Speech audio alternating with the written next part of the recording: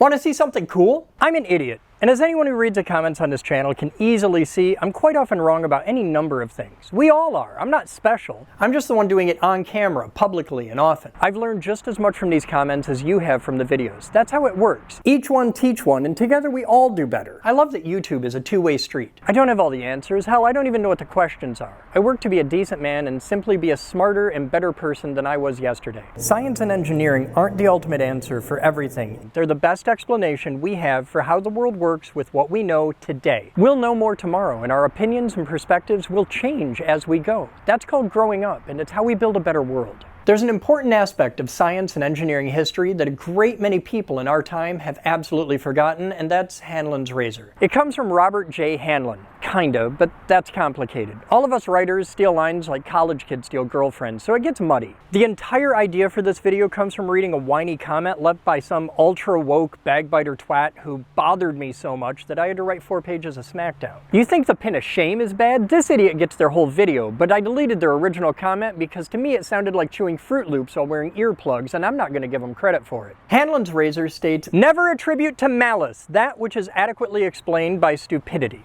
Take a moment. Let that sink in. This is one of those things that'll change your life if you really understand it. You're about to get a full notch of maturity just from watching this video. There's a lot of people who make a hobby out of being offended, especially on behalf of other people. These assholes can floss their teeth on my taint, use my dingleberries for breath mints. Today's world seems to function on the fictional assumption that how loudly someone makes an argument is directly proportional to how correct they are, and it's disgusting. This is not how constructive intellectual debate is done. Throwing a tantrum is not how problems are solved. I've lived in places where people solve problems by screaming and fighting all the time. The thing is, a lot of those nights involve body counts. Never attribute to malice that which is adequately explained by stupidity. From an engineering standpoint, that is to say, the world isn't out to get you, we just haven't thought about that yet. The world is a big, complicated place, and people are dumb, messy, weird, unpredictable, delicate bags of salty meat. It takes a while to work through all the problems, and it just gets harder when the whole world is run by marketing, lawyers, and insurance companies. Ever seen one of those awesome touchless faucets? They're pretty common now in restaurants and airports. These work on a simple light sensor, but the first generation of them had an interesting problem. If you had the same skin color that guarantees you're not going to get away from a traffic stop with just a warning, the faucets aren't going to help you either. Now, dirty hands are one thing, but the same kind of problem likely killed a few people when it came to pulse oximeters a few years ago. People actually died this way. Now, that doesn't mean that the engineer that designed it was a racist. It just means that they didn't test for that particular variable. But now, we know better. For as long as we bothered to keep track, car crashes have killed more women than men. Now, I like having my lungs on the inside, so I won't dive into the discourse about women drivers. My wife drives like a cross between Shirley Muldowney and Sally Ride, but I will give you a couple data points. In my entire life, the newest car I've ever owned was a decade old when I got it. In the 20 years that I've known her, I've driven 3 cars, a Mazda MX-3, a Honda Del Sol, and Mitsubishi. She's had 7 different vehicles, ranging from a full-size van to a Fiat 500. One of them was brand new, and she's never been in an accident. Despite that, 3 of them have literally burst into flames. Now, I've done some nasty, dirty, and exceptionally stupid things with motor vehicles, but I've never had a single one of them burst into flames. That's all I have to say about that. But that doesn't change the fact that the National Highway Traffic Safety Administration didn't even begin using female crash test dummies until 2003. Before that point, they just used scaled-down male versions, like me. It took another couple decades before the VTI invented the Set 50F. The world's first female crash test dummy that's designed to represent the average woman. By the way, she's 5'3" and weighs 137 pounds, so clearly VTI has never seen the free-range, grass-fed women of the American Midwest. Now, this doesn't mean that the NHTSA hates women, or that the administration, scientists, or engineers are sexist. It just means that they didn't test for that. We learned, the world evolved, and we got better. I still won't let her drive my car.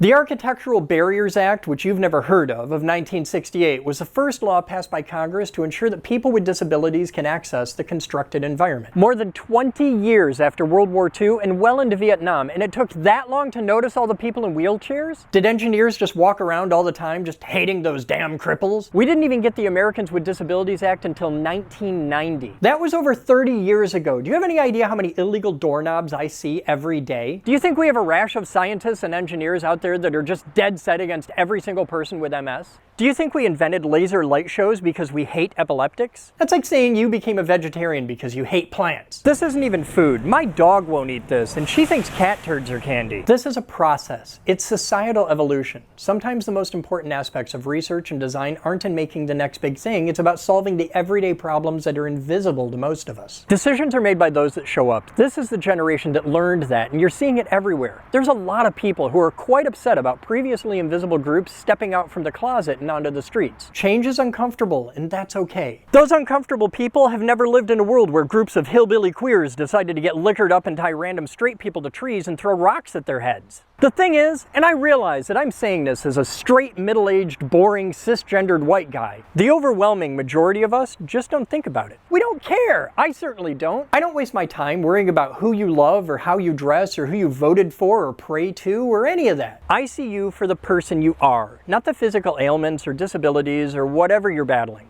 That's your fight, not mine.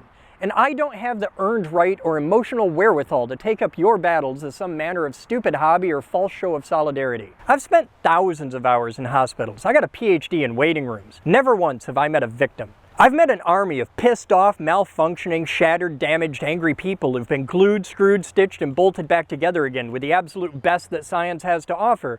But I never met a single one that would classify themselves as a victim. I've met a lot of I haves. I have CP, I have MS, I have POTS or Crohn's or a brain that was wired by Lucas. But I've never heard a single one of them say, I'm a victim. I got a buddy that caught a 50-foot tree with his head, and he's the toughest sumbitch I ever met. He's had last rites read to him on several occasions. He's got every right to be genuinely pissed off at the world, but he's one of the kindest and most righteously, genuinely decent men I've had the honor to call my friend. You'll never hear him called a victim. I'm not going to treat you like a victim. And my gorge rises in rancor and loathing towards those that choose to shroud themselves in stolen victimhood to justify their own horrible behavior. Everyone walks a hard path. Be kind. Certainly, there are terrible people in the world, in every demographic, but on average, people are pretty decent. We're just self-centered. We live in our own little socioeconomic bubble of perspective, and what we know is all we know.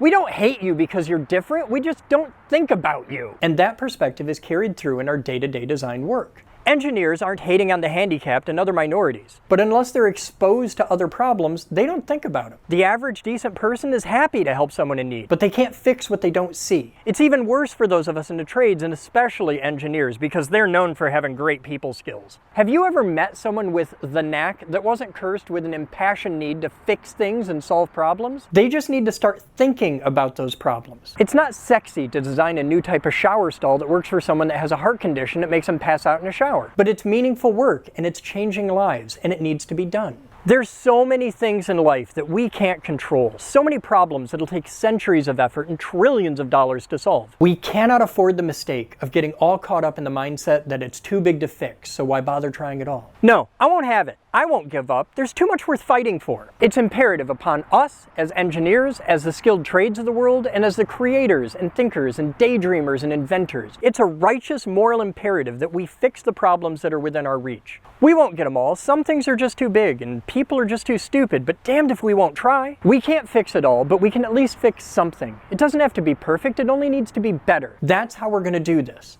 That's how we fix just about every single thing in our world. The first step is admitting you have a problem. The second step is getting your ass in gear. I think we've got that covered. Now, pick a problem. Anything. No matter how localized or how minute or seemingly meaningless it is. Pick battles big enough to matter and small enough to win. Make just one thing better for one person. Help your neighbor kid fix their bike. Stop when you see someone broken down on the side of the road. Simple decency goes a long way. Get busy with your hands and your ass will follow. Stop thinking about all the ways in which the world sucks and start thinking about what you yourself could personally do to make any one of them a tiny bit better. We're not looking for perfection here. We just need a little progress. God help us, you are the future. Such as it is. But I'm a stupid dreamer too, and I genuinely believe that you, not the royal we, you, stretch nuts, specifically you, have the power and ability to make the world a tiny bit better for all of us. This is your personal call to action. You are capable and competent in something that can help. Find your will and flex your skills and make your world a tangible, better place for someone. Because that makes the world a better place for all of us. And that's pretty cool.